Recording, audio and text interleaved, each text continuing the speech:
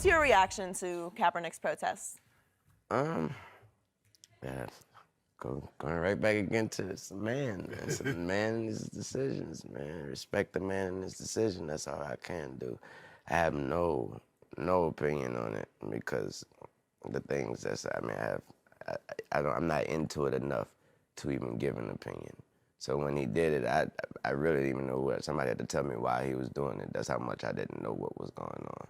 And I kind of still don't. So somebody had to explain to me, like, yo, he kneeling because of the Black Lives Matter thing and because of, and all that wave or whatever, that whole wave just went by me too fast for me even try to even give an opinion. So I just was like, oh, okay, that's what's happening. So you're a deep thinker in these issues. Mm-hmm. So step back from all of it. I know this is a very broad question, but where are we in the United States of America in race relations and what you see from day to day in your life? Skip, they wouldn't want to ask me that. They wouldn't want my answer to represent it because God knows I have been nothing but blessed. My whole path, these 33 years have been nothing but a blessing. I have never, and never is a strong word, I've never dealt with racism, and I'm glad I didn't have to. And I don't know if it's because of my blessings, I don't know if it's, but it is my reality. So I would have to say, not only did I thought it was over, I still believe it's over, but obviously it isn't. So you've never experienced any offensive behavior from any other color or? No, sir. Wow. But you are blessed. But you see what's going on even in your city, New Orleans, with Alton Sterling. Yeah. During Katrina, the Yeah. officers that killed those and ended up in jail. So Yeah. I know you say you're not paying attention to it. Yeah. But you see some of the things I that see what's going on. Right. Yeah. As far as an opinion on what's going on, I mean, of course, we all want somebody to figure out what's going on first and then put a stop to it, or try to put a stop to it, or everybody come together and figure something out, and maybe just coming together is the solution. But we'd have to do that first. And obviously we have a bunch of differences, people feeling this way, people feeling that way. When you come to a person like me, my answer is always the same, man. My politics, my flag, my country, my nation, my world, all that is Reginae, Cameron, Neil, and his brother, Tony. That's it. That's my nation, that's my flag, that's my world, that's my protest, that's my don't protest, that's my everything. That's all that matters, those 4 kids to me. So go one level deeper with me.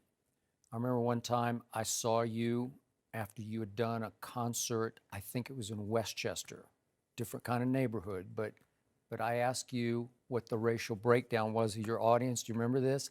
And you told me the only black face you could see in the whole audience was your makeup artist. I believe that's what you said, and she was in the front row, right? A lot of white kids love rap. Yes. Explain that. What does that say to you? What's the message of it? What's the bigger picture of it? I don't want to be bashed because I don't want to sound like I'm on the wrong if there is a side, but I thought that was clearly a message that there was no such thing as racism. That's what I thought that was. Okay, I got it. That was a perfect example. When I look out and I come up off the stage, when I'm coming out the bottom of the stage of my show, when I'm on tour, and I'm in my stance or whatever, and I open my eyes and I see everybody. I don't have this type of crowd or that type of crowd. My crowd has always been everybody, thank God. And that's all I can answer for. So. Do you think the younger generation, the millennials, do you think they're moving a little further away from the racism as opposed to where it used to be? It's not cool to them. Right. It's not cool to them. It don't matter to them. And when it's so not cool that it doesn't even matter to them. You know, they like, what? You know, they're like, what happened?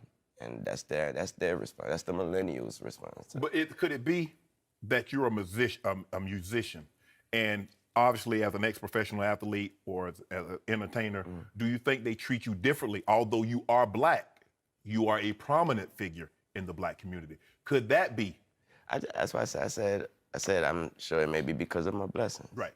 Yeah, I'm sure that's why my path has been different. Right. But I'm be first one to say I'm sure that it has a lot to do with it, Right. but it also is the person that I am. I believe strongly that it's the person that I am. You treat people a certain way. Exactly. Like I said, Wayne, I commend you. I'm glad you're speaking. You're not embellishing a story. Being from New Orleans, experiencing what you've been able to experience. I remember reading where you say you accidentally shot yourself, but racism is real. He knows it's real, although he hasn't experienced it.